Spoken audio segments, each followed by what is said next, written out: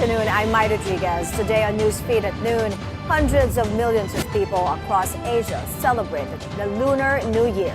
President Bongbong Marcos hopes the occasion will make people pursue grand ambitions for the greater good. A U.S. judge blocks part of President Donald Trump's plan to freeze hundreds of billions of dollars in federal aid. Visitors from non-European Union countries facing higher entrance fees at Paris's Louvre Museum. And Britain's Prince William rummages through a bucket of worms during a farm visit. Kumbh Fat Choi, as today we celebrate the start of the Lunar New Year. In Chinatown of Binondo in Manila, thousands gathered to join the festivities to usher in the Year of the Snake, Wednesday midnight. Among the highlights, a 25-minute fireworks display and drone show along the Jones Bridge. This is the first time that the Manila city government and the Filipino-Chinese Chambers of Commerce held a drone show. Local police say more than 1,000 officers were deployed to ensure security during the event. President Bongbong Marcos joins the Filipino-Chinese community in celebrating the Lunar New Year. In a statement, Marcos urges the public to draw inspiration from the occasion to confidently pursue grand ambitions, not only for themselves, but also for the greater good. He further calls on everyone to embrace the promise of prosperity with courage and determination. He stresses every challenge is a chance for growth and every effort an opportunity to fulfill our shared ambitions. Overseas, a festive New Year countdown caps off China's Grand Spring Festival Gala. After nearly 4 hours of on-air cultural performances, the midnight bell tolled against the backdrop of spectacular light shows and fireworks in various venues. The television extravaganza attracts over 1 billion views every year and is recognized by the Guinness World Records as the world's most watched annual TV program. In Hong Kong, locals kicked off the New Year in the city's famed Taoist temples. Worshippers hope to attract good luck by lighting incense and praying for fortune.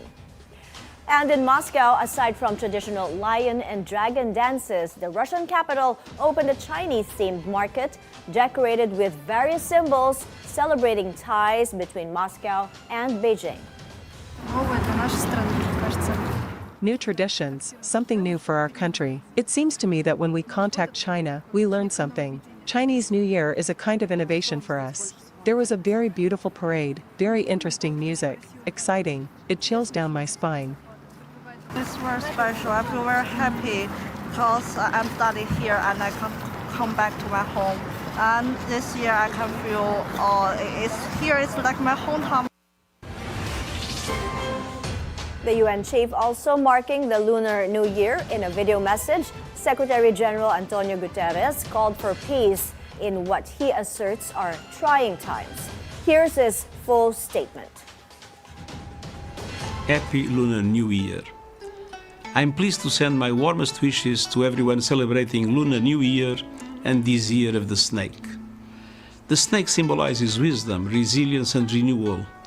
In these trying times, let us be guided by these qualities and renew our commitment to peace, equality and justice. Let us embrace this time of new beginnings with hope and determination to create a better future for all. May the Year of the Snake bring good health, happiness, prosperity and new beginnings. Thank you. In other news, a federal judge temporarily blocks part of U.S. President Donald Trump's plan to freeze hundreds of billions of dollars in federal aid. Administration officials say the freeze is necessary to ensure that spending complies with Trump's recent executive orders. But a district judge put a pause on the plan to stop funding for open awards after an advocacy group argued it would devastate programs ranging from healthcare to road construction. The court will revisit the issue on Monday. Meantime, a coalition of states will file a lawsuit against the spending freeze. New York State Attorney General Letitia James says At least 20 states had been blocked from the payment system for Medicaid, which is a public health insurance program for low-income people. Later today, I am leading and joining with my colleagues, my fellow Democratic Attorney Generals, in suing this administration to stop this illegal freeze of essential funds for our state. We will not stand for any illegal policy that puts essential services for millions of Americans at risk. And we work tirelessly overnight to ensure that that does not happen. Our lawsuit will seek a court order to immediately stop the enforcement of the OMB policy and to preserve essential funding for Americans. Democrats outraged by President Trump's pause in all federal grants and loans. They warn Trump's move would disrupt education and healthcare programs, housing assistance, disaster relief, and a host of other initiatives that depend on billions of federal funding. Senate Democratic leader Chuck Schumer describes the freeze as unlawful and dangerous. He also says the administration does not have the authority to halt spending that has been approved by Congress. Without a shred of warning, the Trump administration announced a halt to virtually all federal funds across the country. In an instant, Donald Trump has shut off billions, perhaps trillions of dollars that directly support states, cities, towns, schools, hospitals, small businesses, and most of all, American families. This is a dagger at the heart of the average American family in red states, in blue states, in cities, in suburbs, in rural areas. It is just outrageous. The U.S. Constitution gives Congress control over spending matters, but during his campaign, Trump said he believes the president has the power to withhold money if he disagrees. Welfare benefits won't be affected by Trump's freeze on federal aid. That assurance from the White House, which says the freeze was temporary in nature as the Office of Management and Budget reviews federal dollars that are being released. This is not a blanket pause on federal assistance and grant programs from the Trump administration.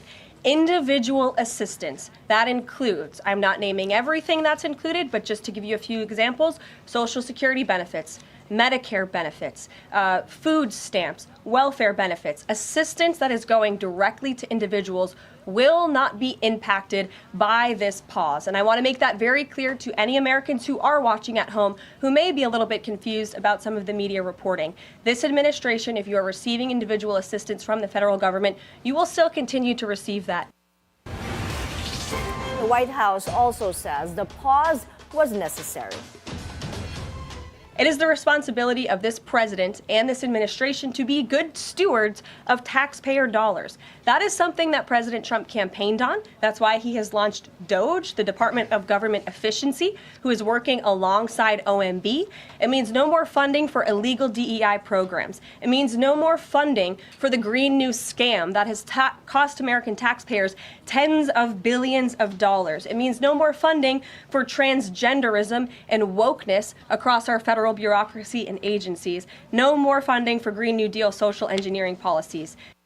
The U.S. pullout from the Paris Climate Agreement will take effect next year. The United Nations says Washington already formally notified Secretary General Antonio Gutteres of President Trump's decision to quit. Trump, a climate change denier, signed an executive order that again withdraws the U.S. from the landmark deal just hours after being sworn into a second term. The United States had signed the Paris Agreement on 22nd April 2016 and expressed its consent to be bound by the agreement by acceptance on 3rd September 2016. It then withdrew from the agreement effective on November 4th, 2020, before accepting it again on February 19th, 2021. According to Article 28, Paragraph 2 of the Paris Agreement, the withdrawal of the United States will take effect on January 27, 2026. We reaffirm our commitment to the Paris Agreement and support all effective efforts to limit the rise in global temperatures to 1.5 degrees Celsius. Despite pushback from China, America's Typhon missile system will remain in the Philippines. As Francis Falve tells us, it will even be used in the two countries' upcoming joint military drills. The U.S. military has relocated its Tomahawk cruise missiles or Typhon launchers. Based on its capabilities, these missiles can strike targets in China and Russia from their position in the Philippines. They can also hit targets at sea or in the air at a range of more than 200 kilometers. China criticized the presence of the MRC in the Philippines when it was first used in the joint military exercises in April 2024. Before the year ended, both China and Russia condemned the continued deployment of the Typhon missile launcher in the Philippines. However, according to the AFP, this will still be used in the upcoming joint military exercises sa Laknib 2025. The use of the MRC is more on the training aspect.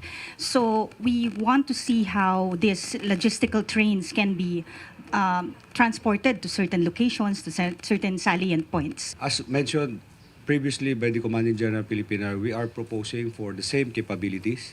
So kaya hanggat nandito yung MRC, we maximize yung kanilang utilization to train our personnel sa mga ganitong new technology. On the other hand, the AFP condemned the China Coast Guard's use of a supersonic device, also known as a long-range acoustic device or LRAD, against the Philippine Coast Guard while BRP Cabra was patrolling Bajo de Masinloc, near the location of the so-called monster ship of the CCG. According to Philippine Navy spokesperson Rear Admiral Roy Vincent Trinidad, this is a clear display of increasing aggression by the Chinese Communist Party in the West Philippine Sea. It only highlights the illegal presence, their coercive and now more aggressive actions, and their deceptive messaging by saying that Bajo de Masinloc is part of their territory. Connecting the dots, this will show us also the same deceptive messaging in the handling of this Chinese national who was arrested conducting intelligence, surveillance, and reconnaissance of government critical infrastructure. Connecting all these dots, we could now see a bigger picture that would give government a clearer picture of what is happening. It's not yet a complete puzzle. The puzzle is still being assembled, but we are now starting to see bits and pieces of the direction where this is taking us. However, what remains clear for now is the Philippine Coast Guard's firm commitment to defending our territory. Just like the water cannon and laser incidents last year, 2025 has now begun with the use of LRAD. Rear Admiral Trinidad added that the Philippine unilateral exercise at Bajo de Masinloc was successfully conducted. In the latest resupply mission on January 24, 2 PLA Navy vessels, 5 CCG vessels, and 2 maritime militia ships were monitored. The Navy spokesperson for the West Philippine Sea also mentioned that the forensic examination of one of the 5 submersible drones have been completed. This particular drone was retrieved in Calayan, Cagayan last year. The data collected from it could reportedly be used to undersea warfare. The data collected could have applications across different fields, to include the military. There is a subtle effort to map out not only the maritime domain, even our human terrain, our political system, our critical infrastructure. And if we start connecting the dots, it seems that this deliberate effort is being conducted by a foreign power. The AFP is expected to release more details from their forensic investigation once the analysis of the 4 remaining drones is completed. Francis Polbe, Bilyonaryo News Channel.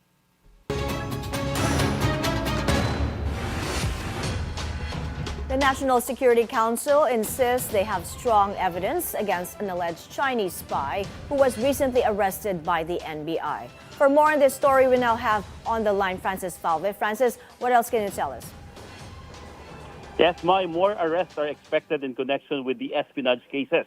National Security Council Assistant Director General Jonathan Malaya made that statement during the UTAC Forum in Quezon City this morning regarding the West Philippine Sea and the recent espionage issues. According to Armed Forces of the Philippines spokesperson Colonel Francel Margaret Padilla, their investigation into the case of the arrested Chinese national Deng Wanqing is still ongoing. ADG Malaya assured the public that they have strong evidence against Deng, but they cannot disclose it yet while the investigation is underway. Authorities are also examining the modified technology confiscated from Deng. In addition to Deng's case, the NSC and other law enforcement agencies are closely monitoring another Chinese national allegedly spying on the Philippine Coast Guard vessels in Palawan. Further details on these cases will be released in the coming days. Sa Palawan, ano na natin yun, no? That's already under detention by the by relevant law enforcement authorities. But as I said, ayoko naman pangunahan, there will be a announcement coming from the National Bureau of Investigation, I think tomorrow, to give more details about this. No? But basta ang masasabi ko lang, we have ramped up our counterintelligence operations. All government agencies are looking closely at this issue so that we can unravel and disrupt their surveillance operations in the Philippines. During the forum, PCG Commodore J. Tariela, former Supreme Court Justice Antonio Carpio, Colonel Francel Margaret Padilla, and NSC Assistant Director General Jonathan Malaya all agreed that it is time to upgrade the country's espionage laws. Finally, they reminded the public to remain vigilant and avoid spreading false information. Mai? Thank you, Francis Falve reporting. We're taking a break. Still to come, French President Emmanuel Macron announces major renovations for the Louvre Museum. That and more when Newsfeed at Noon returns.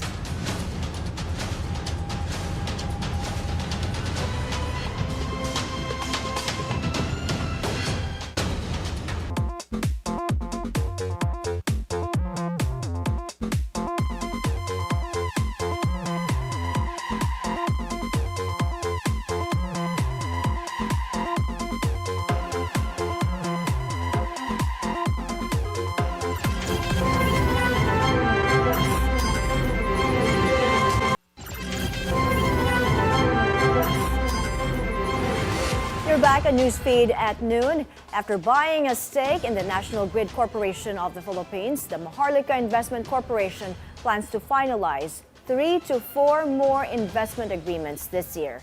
MIC President and CEO Rafael Consing says the next moves may be announced in the coming weeks, adding they're open to investing in nuclear energy to help lower electricity prices. But he notes they must first ensure it's within their mandate. Energy Secretary Rafael Lutilla, meanwhile, is hopeful Congress will pass the proposed National Nuclear Energy Safety Act. The House has already approved on third reading the bill on the regulatory framework for nuclear power. Now it's in the Senate, and we are optimistic that the Senate will be able to move it forward and therefore be able to come up with a legislation during this Congress. And so we will take it from there, because we are strongest when both the executive and the legislature speak with one voice.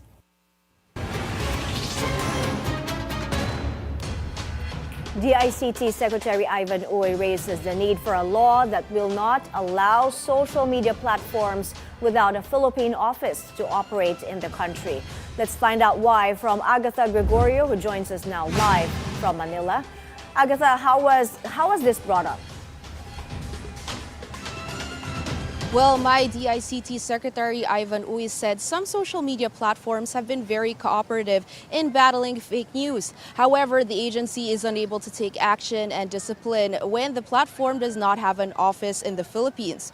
Uy then said the country should follow in the footsteps of Malaysia, where social media firms are unable to operate without a local office. In preparation for the elections, Uy said they have deployed volunteers willing to put in resources to help in sharing truthful factual information. Regarding artificial intelligence in the Philippines, Uy said legislation should be balanced so it does not destroy opportunities to utilize technology. Mai? Agatha, did Secretary Uy have any advice to users of AI in the country? Mai, Uy stressed the importance of being careful in AI use, especially as free AI services often benefit from data harvested from users. The DICT chief also wants AI users to protect their privacy by being selective with the data that they share. Back to you, Mai.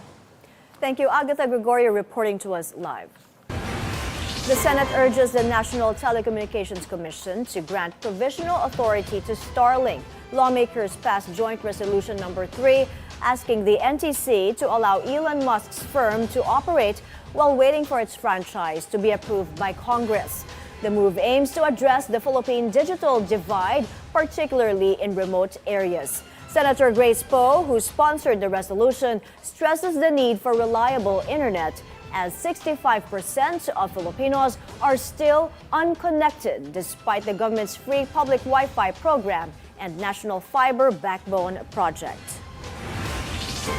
U.S. officials now looking at national security implications of Chinese artificial intelligence app DeepSeek. The White House says the National Security Council is already reviewing the matter.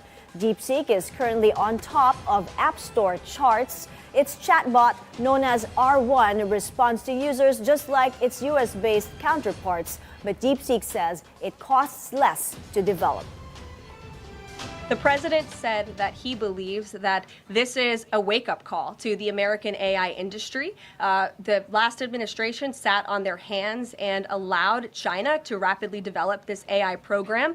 And so President Trump believes in restoring American AI dominance. And that's why he took very strong executive action this past week to sign executive orders to roll back some of the onerous regulations on the AI industry. And President Trump has also proudly appointed the first AI and crypto czar at this White House, David Sachs, whom I spoke with yesterday, very knowledgeable on this subject, and his team is here working every single day to ensure American AI dominance. For those planning to visit the Louvre, listen up. French President Emmanuel Macron says visitors from non-EU countries will pay a higher fee to enter the museum. This follows a warning from the Louvre's president that the centuries-old building needs renovations with water leaks and temperature swings endangering the conservation of artworks. No details yet on how much the price increase will be.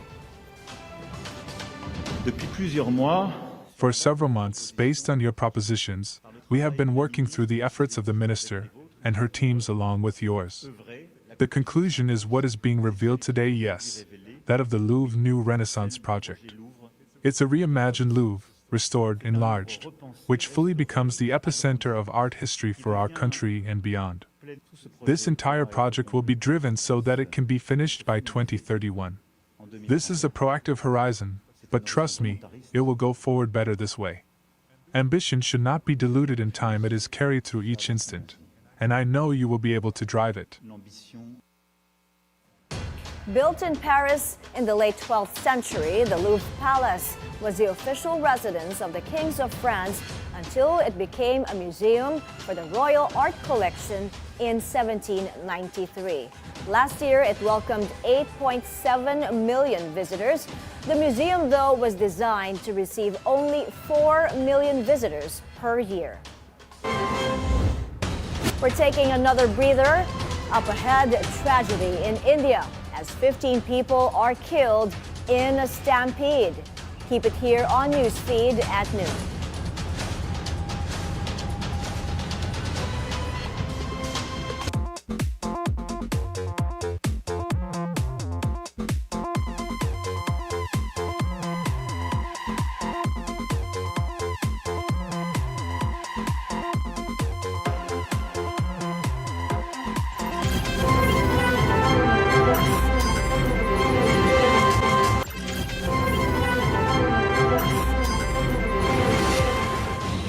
Welcome back to Newsfeed at noon. Again, the headlines. Hundreds of millions of people across Asia celebrate the Lunar New Year. President Bongbong Marcos hopes the occasion will make people pursue grand ambitions for the greater good. A U.S. judge blocks part of President Donald Trump's plan to freeze hundreds of billions of dollars in federal aid. Visitors from non-EU countries face higher entrance fees at Paris's Louvre Museum. And Britain's Prince William rummages through a bucket of worms during a farm visit. 1998 textbook scam suspect Mary Ann Maslog found guilty of graft. The Sandigan Bayan sentenced her to 6 to 10 years in prison. Maslog initially escaped conviction in 2019 by faking her death. But she was arrested last year after her fingerprints matched a certain Jessica Francisco, who was apprehended for fraud charges. Just days before the court's verdict, Maslog managed to escape temporarily from her detention facility at the NBI through a fake release order. Maslog's legal team plans to appeal the conviction. Amid its supposed discrepancies with the reproductive health law, a senator wants to suspend the controversial comprehensive sexuality education program in schools.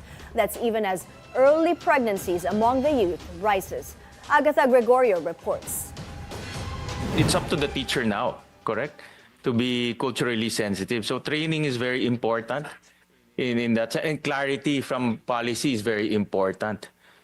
Because if you are confused from the top, rest assured that the teacher will also be confused. If this is a source of confusion, then let's suspend it for now until we fix it. That suggestion from Senator Win Gatchalian after DepEd admitted parts of comprehensive sexuality education may be causing confusion among teachers. The senator asked why Department Order 31 says CSE is for all learners, while the reproductive health law says it is for adolescents or those aged 10 to 19 years old. What the Department of Education did is to map and to align existing subjects already, Your Honor, which would have been done even in earlier stages of the education system, like kindergarten. But it's not the sexual education proper. It's just foundational knowledge, Your Honor. The agency adds they are now reviewing DO 31 to ensure it is worded correctly. But for Gatchalian, they should consider suspension while they iron out parts of the CSE.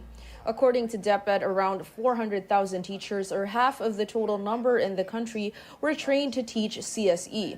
The senator also tells the health department about the need to revisit the IRR on the reproductive health law because it supposedly exceeds the contents of the act. Section 14 din, yung first part, nakalagay po kasi doon, the state shall provide age and development appropriate reproductive health education. Ang tanong po ay, ganun po ba kakitid yung reproductive health definition o ito po ay dapat kompleto or to a certain extent comprehensive po dapat. Yung reproductive health education po, i-define naman po yan sa definition of terms. Nung same batas o ano, yung reproductive health po is defined, refers to the state of complete physical, mental, and social well-being and not merely the absence of disease or infirmity. So sa RH2 po, ang kanyang tinitingnan ay isang kompleto ho na pagtugon sa pangangailangan po ng mga learners ho natin. The DOH adds the number of adolescents giving birth continues to increase. From over 110,000 in 2021, it reached more than 130,000 in 2023.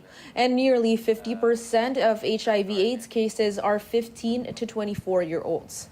Over at the House of Representatives, Congressman Benny Abante said on Monday, DO 31 may have to be stopped because it is unconstitutional.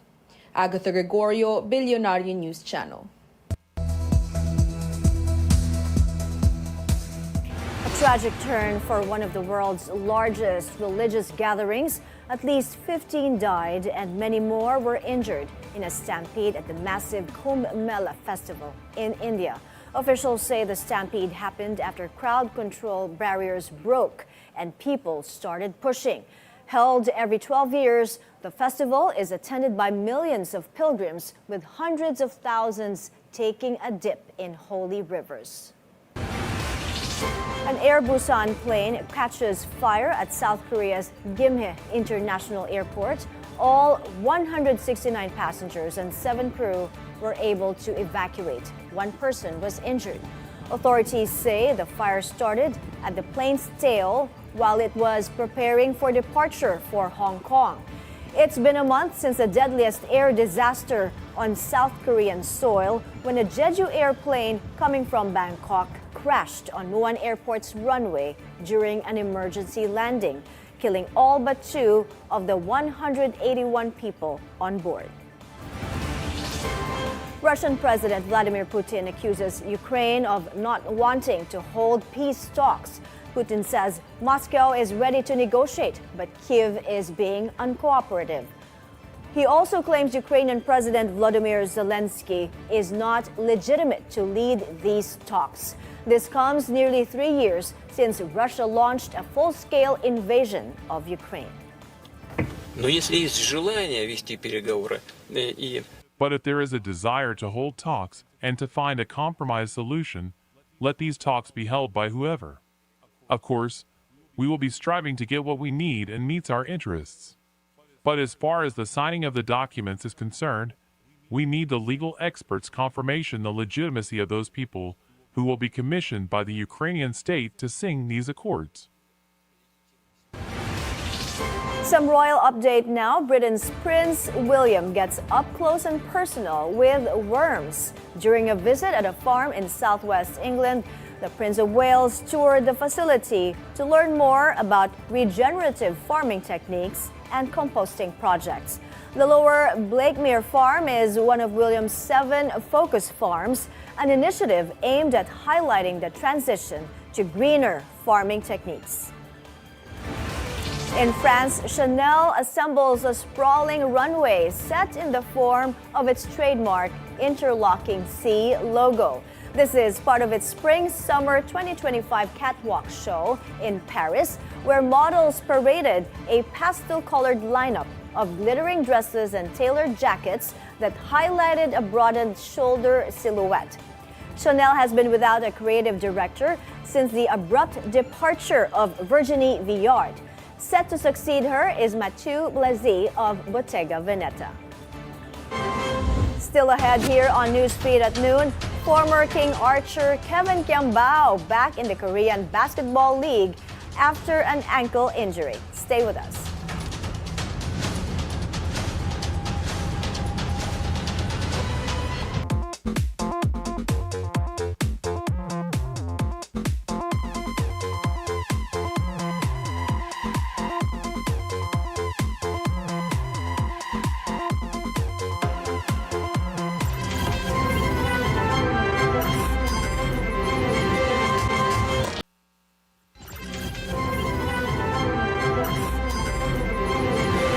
Back on Newsfeed at noon. The PLDT high-speed hitters pulling off an escape act in the PVL All-Filipino Conference. The high-speed hitters fashioned a 4-set victory over the Cignal HD Spikers Tuesday at the PhilSports Arena. Savvy Davison's top scored for PLDT with 24 points off 22 attacks plus 12 excellent digs and 10 receptions. Kim Kiana D also made her long-awaited debut for PLDT after a knee injury sidelined her since July 2023. Meanwhile, the Creamline Cool Smashers remained perfect in the conference as they defeated the struggling Next-led Chameleons. Bernadette Pons and Tots Carlos combined for 23 points for the Grand Slam Queens. The Cool Smashers still on top of the standings with a flawless 6-0 win-loss record. Kevin Kiambao back in action in the Korean Basketball League after being sidelined by an ankle injury. The former LaSalle King archer joined the Goyang Sono Sky Gunners against the Anyang Red Boosters. He finished with 14 points, 5 assists, and 4 rebounds in nearly 30 minutes of play. But his efforts fell short as Goyang sustained a crushing loss, 94-69. The statue of Michael Jordan at the Chicago Bulls' home court gets a surprising update. The Bulls have covered its shoes at the United Center with black bars. This is a reference to a moment in 1985 when the NBA tried to stop Jordan from wearing his black and red sneakers, deeming it a violation of the uniform rules. But Nike took a risk by paying a fine each time MJ wore the shoes and by launching its iconic commercial about the banned kicks. This development comes as Jordan's namesake sneaker empire is celebrating the 40th anniversary of its first signature shoe this year. A piece of Formula One history is poised to break auction records. Set to go under the hammer in Germany this weekend is a streamlined 1955 Mercedes raced by F1 greats Stirling Moss and five-time world champion Juan Manuel Fangio. Its target price, $52.1 million, or roughly 3 billion pesos. The car is only one of the 4 complete examples in existence. The most expensive Formula One car ever sold at auction was a 1954 Mercedes W196, also driven by Fangio, that fetched nearly $30 million in 2013. And before we go, art bridges time for a Filipino artist who uses creativity to preserve his memories with his Lola. Marie Lozano has that story. Art has the power to preserve memories. And for this artist, it became a bridge across time, connecting with his grandmother. Kenneth was born and raised in San Jose, California, but his roots trace back to the province of Pangasinan. And at the heart of their family is their beloved grandmother, his Lola. My Lola's name is Crescenciana, like a crescent moon, Crescenciana. So Crescenciana Boscos Carbonell Tan. Lola was my first roommate when I was a little boy. Here, Lola and I, we were just watching TV every day. And one day I asked Lola, okay, what do you want to do today, Lola? And she said, I want to do something for a purpose. Turns out that purpose was creating art. I read in the paper that there were art classes for seniors, but we couldn't go there. So I thought, like, okay, maybe we could try it at home. So that's how the watercolor painting started. What was Lola painting? According to Kenneth, Lola was painting strokes of her imagination, memories, and emotions. She was prolific. Gosh, she painted so much. She would paint just how she was feeling in the moment. One time she painted a lot of blue paintings, and I said, oh, okay, what did you paint, Lola? She said, oh, the sky's beautiful today. I feel happy. Lola Crising lived 96 remarkable years, carrying with her a lifetime of memories. And those memories were brought to life by Kenneth when he decided to draw on top of Lola's creations, making it their artwork collaboration. So here is the first one that we ever made. Lola did the yellow watercolor in the background, and then she said she'd painted a family. And so I drew in a family of bugs there. She told me it's people who haven't seen each other for a long time, but they recognize themselves and they recognize each other. It's a family. So this is supposed to be Lola. She's in her late teens, early 20s during World War II. So the story that she told me was that during the Japanese occupation, right? And they had a secret town fiesta, like a dance. And then while everyone was dancing, she said, someone came in and said, oh, the soldiers are coming. Okay, so everyone run. So she hopped on the back of a cart, she told me, to try and make her way home. Okay, so here's the most recent one that we've made. And so this is I call it the Bless. It's like a manapo. Determined to keep Lola's legacy alive, Kenneth and his family decided to continue the collaboration by curating the artworks and put them together in books they self-publish. And I would say, my Lola makes paintings and I promise to finish everything she starts. Why do I do this? So I remember one day, it was in my first month of school, college. I came back home to visit Lola, and I was sitting next to her. I brought my book home because I thought I was going to read and do homework during that weekend. She keeps talking to me, and she kept talking. And so I closed the book, and I said, Lola, I'm so sorry. I'm trying to read. And Lola said, oh, I'm sorry. She laughed. She said, I'm sorry. I'm just so happy to have someone to talk to. And so I think back to that. So the reason I keep doing this is because I want my Lola to know that I see her and I hear her. I want her to know that she's heard and I see her. So that's what keeps me going. That's what keeps me wanting to do this. I want her to know that I remember and I won't forget. Kenneth shares that his collaboration is a love letter to his Lola, continuing the stories they started together and completing the artwork that Lola could no longer finish. Indeed, this collaboration proves that some connections never fade, even with time. Marie Lozano, Bilyonaryo News Channel. Beautiful story. And those are the news this hour. I'm Mai Rodriguez. Keep it here on the Bilyonaryo News Channel. Good afternoon.